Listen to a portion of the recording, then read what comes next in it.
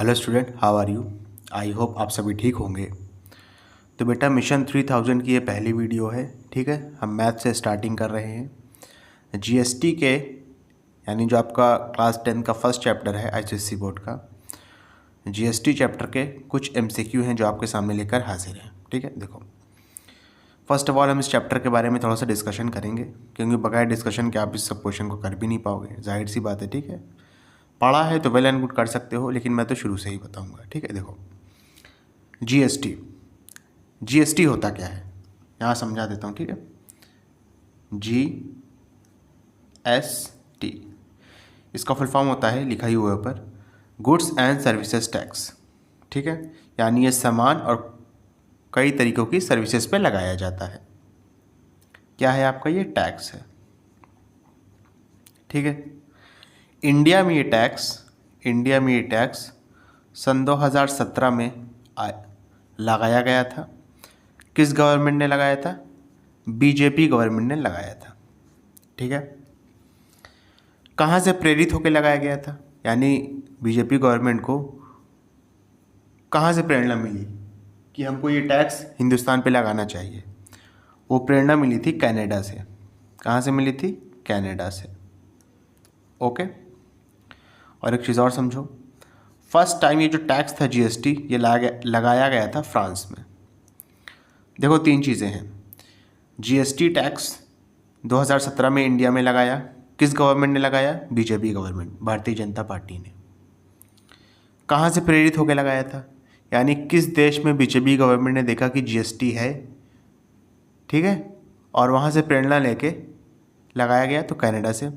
First time ये tax कहाँ पर अप्लाई हुआ था, किस देश में लगाया गया था? फ्रांस में। ओके, अच्छा, जीएसटी टैक्स दो तरीके का होता है। कितने तरीके का होता है बेटा? दो तरीके का, यहाँ लिख लो। जीएसटी टैक्स जो है ये दो तरीके का होता है। एक होता है इंट्रा स्टेट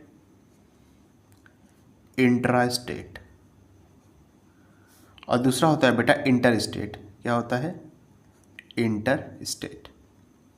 मतलब क्या है दोनों का? देख लो। इंट्रा स्टेट का मतलब होता है कि एक ही स्टेट के अंदर अगर सामानों का इंपोर्ट एक्सपोर्ट हो रहा है, यानी मंगाया जा रहा है दूसरी जगह से, भेजा जा रहा है दूसरी जगह, अगर एक ही स्टेट के अंदर ये सारा काम हो रहा है तो उसको हम कहेंगे इंट्रा स्टेट। क्या होता है? Within a state. ठीक है, विद इन अ स्टेट, यानी एक ही स्टेट के अंदर अगर काम हो रहा है तो उसको हम कहेंगे इंट्रा स्टेट। ठीक है, इंटर स्टेट किसे कहेंगे? अगर आपका इंपोर्ट एक्सपोर्ट यानी सामान को मंगाना और सामान को भेजना ये दो स्टेट के बीच में हो रहा है तो उसको हम कहेंगे इंटर स्टेट। ठीक है, बिटवीन टू स्टेट। अगर दो स्टेट के बीच में आपका इंपोर्ट एक्सपोर्ट हो रहा है तो उसको इंटर स्टेट कहेंगे। अगर एक ही स्टेट के अंदर हो रहा है तो उसको इंट्रा स्टेट कहेंगे। ठीक है, इंट्रा स्टेट में आपके दो जीएसटी आते हैं, एक होता है सीजीएसटी, एक होता है एसजीएसटी। सीजीएसटी का फुल फॉर्म होगा central goods and services tax. SGST का फुल फॉर्म होगा state goods and services tax. GST का जितना भी परसेंट रहेगा, जीएसटी का मान लो X% है, ठीक है, तो सीजीएसटी और एसजीएसटी में वो हाफ हाफ बढ़ जाएगा। यानी सीजीएसटी में हो जाएगा X/2% और एसजीएसटी में भी कितना हो जाएगा? X/2%। क्लियर है? इंटर स्टेट में ये दोनों टैक्स नहीं होते हैं। इंटर स्टेट में एक अलग तरीके का टैक्स आता है, उसको कहते हैं आप आईजीएसटी। ठीक है, ये बेसिकली तभी अप्लाई होता है जब आपका इंपोर्ट या एक्सपोर्ट दो स्टेट के दरमियान हो रहा हो। दो स्टेट के बीच में अगर इंपोर्ट एक्सपोर्ट होगा तो वहाँ पर आईजीएसटी लगेगा। ओके, क्लियर है इतनी सी बात? ये जो कलेक्ट होता है आपका, यानी जो आईजीएसटी कलेक्ट होता है, collected by central government IGST को कलेक्ट करती है और फिर ये सेंट्रल गवर्नमेंट डिसाइड करती है कि स्टेट को कितना देना है। लेकिन इंटर स्टेट में क्या होता है, सेंट्रल गवर्नमेंट और स्टेट गवर्नमेंट दोनों आधा आधा रख लेती हैं। ठीक है। इंटर स्टेट में क्या होता है, IGST नाम का टैक्स होता है। ठीक है। सेंट्रल गवर्नमेंट इसको कलेक्ट करती है, फिर सेंट्रल गवर्नमेंट डिसाइड करती है कि कितना % हमको अपने पास रखना है और कितना % स्टेट को देना है। ठीक है। यानी यहाँ पर आधा आधा है, 50-50%। यहाँ पर जो है सेंट्रल गवर्नमेंट पे डिपेंड करेगा कि वो कितना % रखना चाहती है और कितना % स्टेट को देना चाहती है। इतनी चीज़ें क्लियर हो गई। ये एकदम बेसिक सी बात थी जो आपको पता होनी चाहिए। अब हम धीरे धीरे क्वेश्चन करेंगे, आपको सारी चीज़ें समझ में आएंगी। ठीक है। अब देखो फर्स्ट क्वेश्चन क्या कह रहा है, लिखा है when an article is sold without any discount. अगर एक आर्टिकल है उसको बगैर किसी डिस्काउंट के बेचा जाए तो उसका सेलिंग प्राइस क्या होगा। ठीक है। अब कुछ चीज़ समझिएगा, यहाँ पर मैं आपको कुछ चीज़ें और बताऊँगा, उसके बगैर आप क्वेश्चन नहीं कर पाओगे। ठीक है। समझो पहली बात, मेरी बात समझो पहले। जो एक दुकानदार होता है ना, आपने कोई भी सामान खरीदा होगा, जब उसको पीछे पलट के देखो तो उस पर लिखा रहता है मार्क्ड प्राइस। ठीक है। दुकानदार आपको उससे ज़्यादा नहीं बेच सकता है, यानी उससे ज़्यादा का सामान नहीं बेच सकता है। अगर बेच रहा है तो वो गलत कर रहा है। ठीक है, कानूनी जुर्म है। तो क्या होता है बेटा, एक होता है मार्क्ड प्राइस। ठीक है ना, समझ रहे हो ना। अच्छा, मार्क्ड प्राइस पे ही आपको ज़्यादातर दुकानदार सामान देगा। ठीक है। यानी मान लो अगर शॉपकीपर है तो वो मार्क्ड प्राइस पे ही देगा। कभी कभी वो क्या कर देता है, डिस्काउंट कर देता है। समझ रहे हो ना। तो अगर डिस्काउंट करता है, जैसे मान लो अगर डिस्काउंट करता है, अगर जैसे मान लो ये, तो जो आपका सेलिंग प्राइस होगा, ये शॉपकीपर है, ये कंज्यूमर है। आप किसी दुकान पे गए और आप किसी दुकान पे खड़े हो, तो शॉपकीपर है, यहाँ पर आप हो कंज्यूमर। तो जो सेलिंग प्राइस होगा ना, वो मार्क्ड प्राइस में से जो सेलिंग प्राइस होगा, सेलिंग प्राइस जो होगा ना, वो मार्क्ड प्राइस में से डिस्काउंट को आप माइनस कर दोगे, तब आपको पता चलेगा। ठीक है। और एक चीज़ और समझना अच्छे से। ठीक है। ये जो शॉपकीपर है ना, इसने जाहिर सी बात है कहीं ना कहीं से थोक में, होलसेल में सामान खरीदा होगा। ठीक है। तो हम मान लेते हैं कि इसने सामान खरीदा है होलसेलर से। अब मान क्या लेते हैं, होलसेलर से ही खरीदेगा। ठीक है। तो जो होलसेलर से ये सामान खरीदेगा उसको आप कहेंगे कॉस्ट प्राइस, CP। समझ रहे हो। यानी कॉस्ट प्राइस पे शॉपकीपर होलसेलर से सामान खरीदेगा। ठीक है। फिर जब शॉपकीपर के पास चीज़ें जाएंगी तो वो मार्क्ड प्राइस से फिर चलेगा। मार्क्ड प्राइस पे कुछ % का डिस्काउंट देगा, और जो सेलिंग प्राइस है वो मार्क्ड प्राइस माइनस में डिस्काउंट होता है। क्लियर है अच्छे से। ओके। एक चीज़ और समझिएगा, जो आपका शॉपकीपर है, इसने जब होलसेलर से सामान खरीदा कॉस्ट प्राइस पे, ठीक है, तो जब ये इसको डायरेक्ट सेलिंग प्राइस पे ले जाएगा, यानी कॉस्ट प्राइस से अगर आप डायरेक्ट सेलिंग प्राइस पे जाओगे तो यहाँ पर प्रॉफिट होता है। समझ रहे हो ना। यानी जाहिर सी बात है, जब कोई सामान 10 रुपए का ख़रीदा गया और 15 रुपए का बेच दिया गया, तो 5 रुपये जो प्रॉफिट होगा उसी को कमाने के लिए ही तो शॉपकीपर दुकान खोल के बैठा है। ठीक है, समाज सेवा तो कर नहीं रहा है। समझ रहे हो ना। यानी बेसिकली 3 चीज़ें होती हैं यहाँ पे। कॉस्ट प्राइस, जिस प्राइस पर शॉपकीपर ने होलसेलर से सामान खरीदा। ठीक है। फिर अगला होता है मार्क्ड प्राइस, जो सामान के पीछे लिखा रहता है, इसको लिस्ट प्राइस भी कहते हैं। ठीक है, इसको क्या कहते हैं, लिस्ट प्राइस भी कहते हैं। फिर अगला होता है डिस्काउंट, जो कस्टमर को लुभाने के लिए शॉपकीपर कस्टमर या कंज्यूमर को देता है। कॉस्ट प्राइस और सेलिंग प्राइस में जो डिफरेंस होता है ना, वो प्रॉफिट का होता है। यानी अगर कोई चीज़ 10 रुपये में खरीदी गई और आगे 15 रुपये में बेच दी गई, तो प्रॉफिट 10% का होगा। जब इस चीज़ को हम बेसिकली किसी क्वेश्चन के ज़रिए समझेंगे ना तो ज़्यादा अच्छे से आपको समझ में आएगा। और अगर आपको और अच्छे से समझना है तो एम.एल. अग्रवाल बुक है, मेरे चैनल पे अपलोडेड है। मैंने ये सारी चीज़ें वहाँ क्वेश्चन के ज़रिए आपको बेस चीज़ें ज़्यादा बेहतर तरीके से समझ में आएंगी। ठीक है, फिलहाल अब क्वेश्चन करते हैं अपना। क्या लिखा है?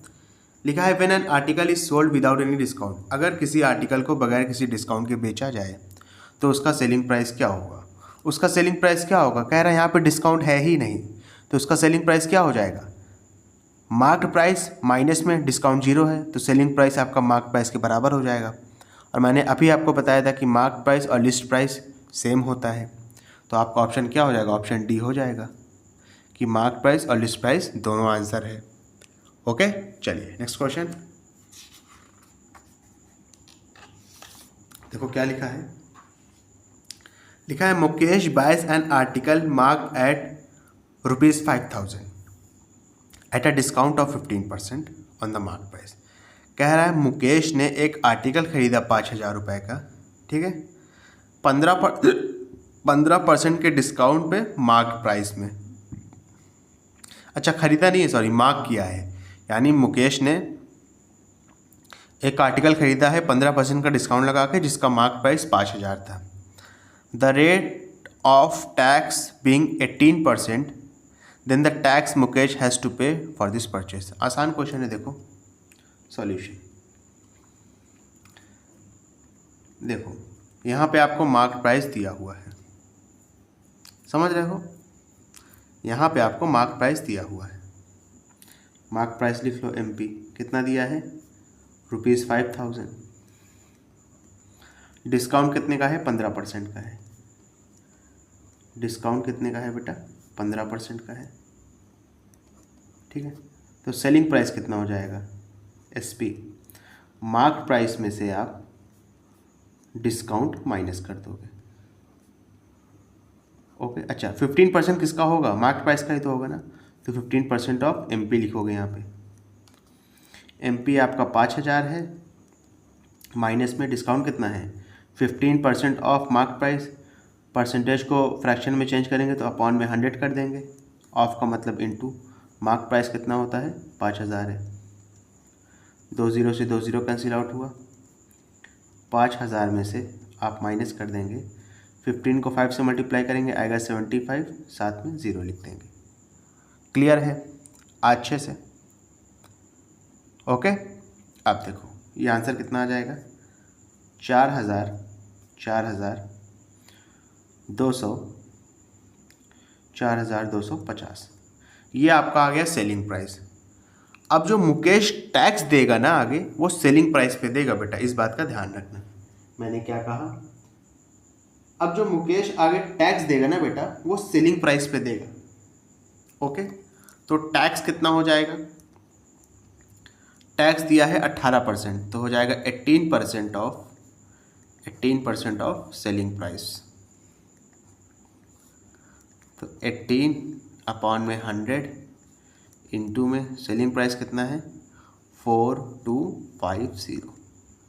क्लियर है अच्छे से? ओके, अब इसको सॉल्व तो कर ही लोगे। 0 से 0 गया, 5 2 ज़ा 10, 5 8 ज़ा 40, 2 और 5 बचेगा 25, फिर 5 5 ज़ा 25, 2 1 ज़ा 2 9 ज़ा, ओके, 9 5 ज़ा 45, 9 5 ज़ा 45 के 5 कैरी लगा 4, 9 8 ज़ा 72 और 4 करेंगे तो 76 आ जाएगा। तो आंसर कितना आ गया आपका? ₹765। फर्स्ट ऑप्शन आपका करेक्ट हो गया। क्लियर है अच्छे से? ओके, चलिए नेक्स्ट क्वेश्चन। थर्ड क्वेश्चन देखिए, दिखा है the list price of an article is 20,000। The shopkeeper gives a discount of 15% on the listed price. The tax rate for it is 28%. The total amount including tax a shopkeeper has to pay to purchase the article. आसान question है, देखो solution समझना, ठीक है। Mark price कितना है article पे? Question में दिया है 20,000 है, ठीक है। डिस्काउंट कितने का है बेटा? डिस्काउंट है आपका 15% का। 15% किसका? मार्क प्राइस का। तो आपका जो सेलिंग प्राइस है वो कितना हो जाएगा? मार्क प्राइस में से आप माइनस कर दोगे डिस्काउंटेड प्राइस, ठीक है, डिस्काउंटेड प्राइस पूरा लिख लो, डिस्काउंटेड प्राइस। मार्क प्राइस है 20,000, डिस्काउंटेड प्राइस कितना है? 15% है ना, तो 15/100 इंटू, ऑफ का मतलब इंटू होता है, मार्क्स प्राइस कितना है? 20,000 था। 2 0 से 2 0 कैंसिल आउट हुआ, हो जाएगा 20,000 माइनस में 15 को 2 से मल्टीप्लाई कराएंगे 30 आएगा, साथ में आगे 2 0 लगा है वो लगा देंगे। 20,000 में से 3,000 माइनस करेंगे तो आंसर आएगा 17,000, ठीक है। यानी सॉरी माफ़ करिएगा, अब मैंने ऐसे लिखा है, SP होगा ना, सेलिंग प्राइस कितना आया है? 17,000 आ गया, यानी सेलिंग प्राइस 17,000 आ गया। अब जो टैक्स होगा ना, समझो पहली बात, अच्छा आपसे टैक्स नहीं पूछा है यहाँ पे, आपसे टोटल मनी पूछा है इंक्लूडिंग टैक्स, यानी टैक्स को इंक्लूड करके वो कितना पैसा देगा। सेलिंग प्राइस तो देगा ही देगा, इसके ऊपर से भी 28% देगा इसका, ठीक है। यानी पहले टैक्स निकाल लो, टैक्स कितना हो जाएगा? 28% ऑफ सेलिंग प्राइस, तो हो जाएगा 28/100 इंटू में सेलिंग प्राइस कितना हो गया? 17,000। 2 0 से 2 0 कैंसिल आउट हुआ। 28 को आप क्या करोगे? 170 से क्या करोगे? मल्टीप्लाई कर दोगे, यही तो करोगे ना। तो आंसर आपका आ जाएगा 4760। क्लियर है? अब आपसे टोटल मनी पूछ रहा है, टोटल मनी, ठीक है, paid by customer, paid by customer, customer कितना पैसा देगा? कस्टमर तो पहली बात सेलिंग प्राइस देगा 17,000, ऊपर से टैक्स भी देगा 4760, माइनस कर लो, आंसर कितना आ जाएगा? 2760 रुपीज़ में। क्लियर है? कौन सा ऑप्शन में मौजूद है? ऑप्शन नंबर सी में मौजूद है, करेक्ट हो गया। ओके, चलिए नेक्स्ट क्वेश्चन देखिएगा बेटा। इसके बाद देखिए यहाँ पे क्या है, कह रहा है in intra state transaction if the rate of GST is 18% then the share of central and state government respectively are. कह रहा है इंट्रा स्टेट ट्रांजैक्शन हो रहा है, यानी एक ही स्टेट के बीच में हो रहा है, यानी विद इन ए स्टेट हो रहा है।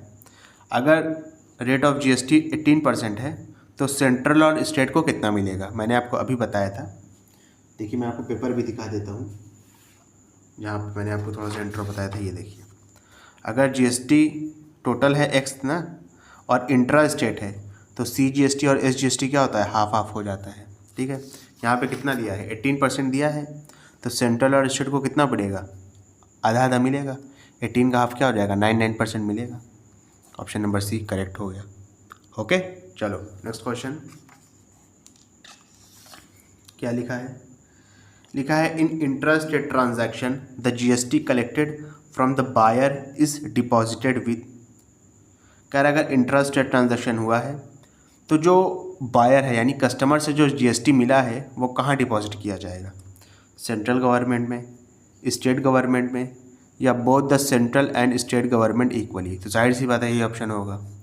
इंट्रा स्टेट में CGST और SGST यानी GST जो सेंट्रल को दिया जाएगा और GST जो स्टेट को दिया जाएगा वो दोनों इक्वली दिए जाते हैं 50-50%। ये वाला ऑप्शन तो पढ़ने की ज़रूरत ही नहीं है, पढ़ लो वैसे। Shared between central and state government in the ratio 5:4। ऐसा नहीं होता बेटा, आधा आधा दिया जाता है, ठीक है। चलिए नेक्स्ट क्वेश्चन क्या लिखा है? देखिए लिखा है if a dealer in Lucknow UP supplies article to another dealer in Kanpur UP। अब देखो UP से UP डील हो रही है, यानी UP से UP सामान भेजा जा रहा है, सप्लाई हो रही है, तो ये इंट्रा स्टेट हो गया है, ठीक है। और जब इंट्रा स्टेट हो गया है तो बेटा इंट्रा स्टेट में IGST का तो काम ही नहीं है ना, यहाँ आपसे IGST पूछ रहा है। इंट्रा स्टेट में कौन कौन से टैक्स लगते हैं? एक CGST लगता है, एक SGST लगता है।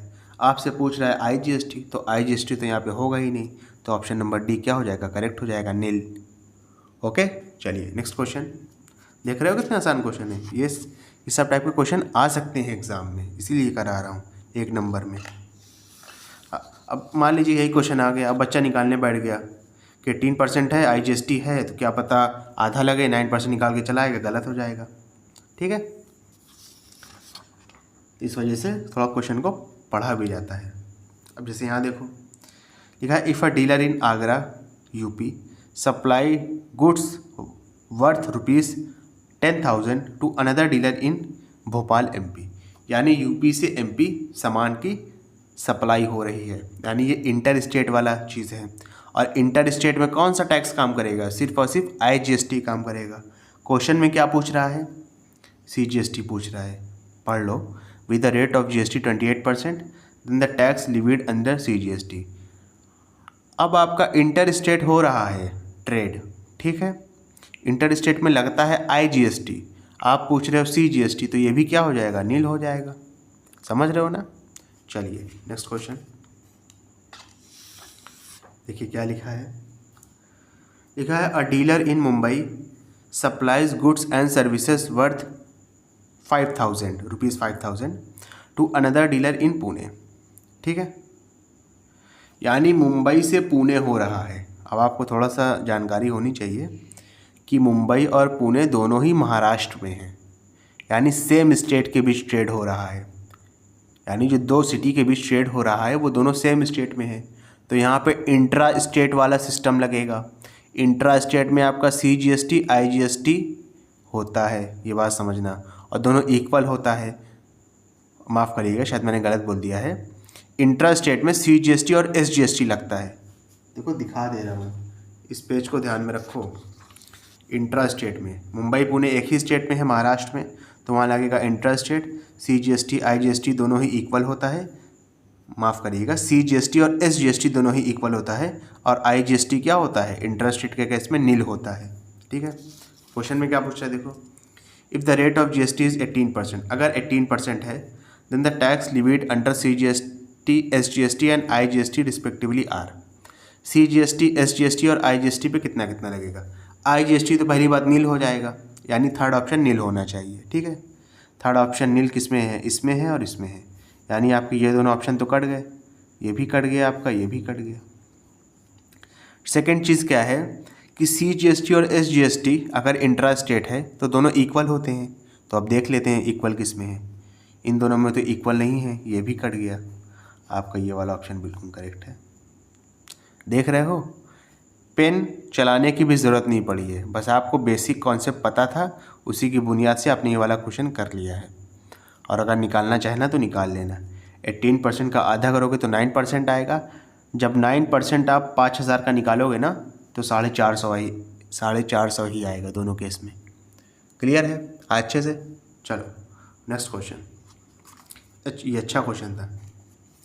देखो सिर्फ और सिर्फ हमने बेसिक्स की बुनियाद पे ही क्वेश्चन कर लिया है, इसमें हमको पेन चलाने की ज़रूरत भी नहीं पड़ी है। क्वेश्चन नंबर 9 देखो क्या कह रहा है। A dealer in Gujarat supplies goods and services worth ₹8,000 to another dealer in Haryana. Gujarat से हरियाणा ट्रेड हो रहा है, समझ रहे हो ना? यानी ये 2 स्टेट के बीच में ट्रेड हो गया, और जब 2 स्टेट के बीच में ट्रेड हो गया है तो यहाँ पे क्या लगेगा? IGST लगेगा। ठीक है, CGST और SGST यहाँ पे क्या हो जाएंगे? नील हो जाएंगे दोनों केस में। अब इसको भी हम सिर्फ ऑप्शन की बुनियाद पे कर सकते हैं। रेट ऑफ GST 28% है, आपसे CGST SGST और IGST पूछ रहा है। ठीक है, पूछ रहा है ना, then the tax levied under CGST SGST and IGST। तो CGST और SGST तो दोनों नील हो जाएगा। अब आप वो दोनों ऑप्शन देख लो कि जहाँ पे फर्स्ट और सेकंड दोनों नील है, तो ऑप्शन नंबर बी करेक्ट हो जाएगा आपका। ठीक है ना? IGST है 28%। जब आप 8,000 का निकालोगे ना तो इतना ही आएगा, 2,240 रुपये। क्लियर है? अब देखो बेटा, सिर्फ और सिर्फ ऑप्शन से हम खेलेंगे, ऑप्शन से खेला है हमने।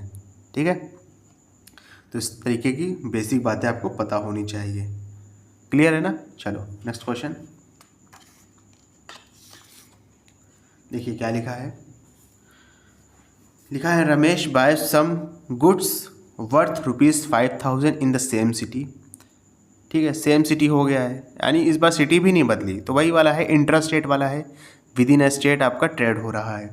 If the rate of GST is 18%, rate of GST अगर 18% है, then the amount Ramesh has to pay to buy the good, तो रमेश को कितना पैसा देना पड़ेगा सामान को खरीदने के लिए। बहुत आसान क्वेश्चन है, देख लो सॉल्यूशन। पहली बात तो बेटा वो 5,000 देगा ही देगा,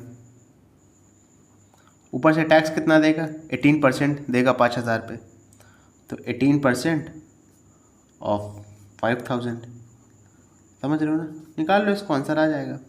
5,000 प्लस में 18% है, तो 18/100 हो जाएगा, ऑफ का मतलब इनटू, फिर 5,000, 2 0 से 2 0 कैंसिल आउट हो गया, ये हो जाएगा 5,000 प्लस में 18 5 ज़ा 90, साथ में एक 0 प्लस कर देंगे, आंसर कितना आ जाएगा 5,900, यानी 5,900 रुपये रमेश को देना पड़ेगा सामान को खरीदने के लिए। ऑप्शन नंबर डी आपका करेक्ट हो जाएगा। क्लियर है अच्छे से? तो बेटा इस वीडियो में हमने 10 क्वेश्चन करे हैं, ठीक है। मैं इसका सेकंड पार्ट बहुत ही जल्द आपके सामने लाकर हाजिर कर दूंगा, ठीक है। बेटा ये पहली वीडियो है, जैसा भी हो इस वीडियो को देखिए। देखो बेटा मेरे साथ साथ चलोगे ना, अभी से, अभी कौन सा ये मैं 2 नवंबर को रिकॉर्ड कर रहा हूँ ये वीडियो, आपको ये कल तक मिल जाएगी, 3 नवंबर को मिल जाएगी। तो बेटा अगर 3 नवंबर से ही मेरे साथ चलोगे डेली ना, डेली 10 क्वेश्चन, मैं ये नहीं कहता कि आप इसको एक एक बारीकी देखो, आपको आती ही चीज़ें आप 2x पे लगा के देखो मेरी वीडियो, बेनिफिट होगा बेटा। अगर मेरे साथ जिस बच्चे ने 3,000 क्वेश्चन कर लिए ना, तो उसका ये समझ लीजिए उसका जो 3 सब्जेक्ट है फिजिक्स केमिस्ट्री मैथ, ये बहुत अच्छी तरीके से तैयार हो जाएगा, समझ रहे हो ना।